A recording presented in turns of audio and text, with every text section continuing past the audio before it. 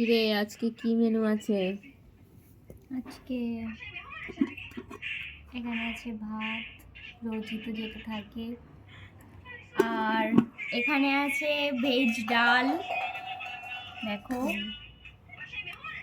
আর এখানে আছে শিঙি মাছের তরকারি, আলু দিয়ে ঝোল দেখো। আগেই বাবানকে তুলে খাওয়ানো হয়ে গেছে, যার জন্যে এরকম।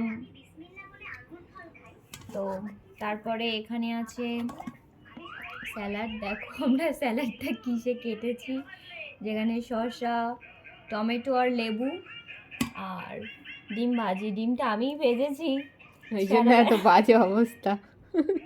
ডিম ভাজা হয়েছে। তো আর এখানে আছে টক দই। তো এটাই হলো আজকের খাওয়া।